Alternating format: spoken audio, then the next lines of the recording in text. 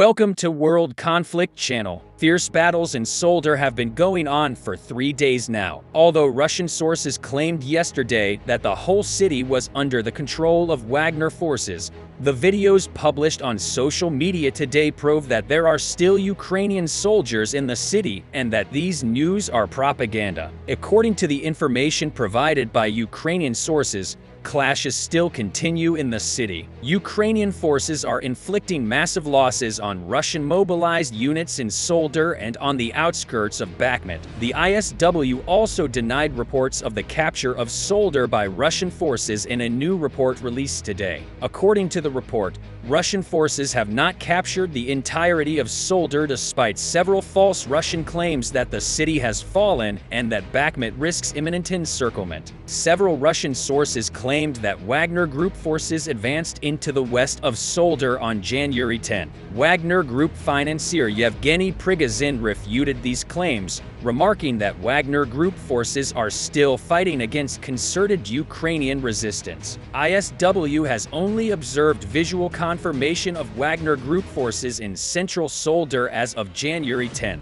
The reality of block-by-block control of terrain in Soledar is obfuscated by the dynamic nature of urban combat, however, and Russian forces have largely struggled to make significant tactical gains in the Soledar area for months. Even taking the most generous Russian claims at face value, the capture of Soledar would not portend an immediate encirclement of Bakhmut. Control of Soledar will not necessarily allow Russian forces to exert control over critical Ukrainian ground lines of communication into Bakhmut, as ISW has previously assessed. At the same time, situation in the eastern Ukrainian town of Soledar is critical, Soldier tells CNN. He described a dynamic battlefield where buildings change hands daily and units can't keep track of the escalating death toll. No one will tell you how many dead and wounded there are, because no one knows for sure. Not a single person, he said. Not at the headquarters. Not anywhere. Positions are being taken and retaken constantly. What was our house today becomes Wagner's the next day. In Soledar, no one counts the dead, he added.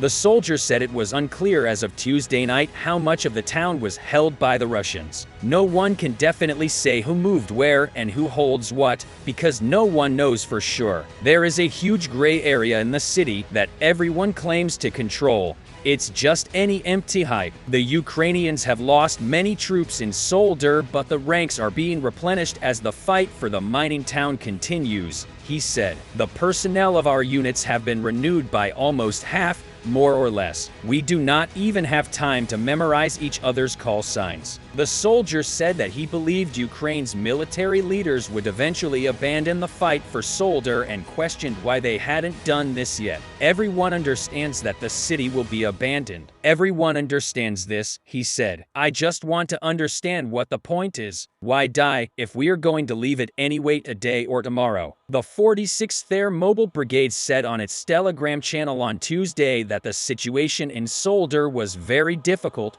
but manageable. In his nightly address, Ukrainian President Volodymyr Zelensky thanked the soldiers of the brigade for their bravery and steadfastness in defending Soledar.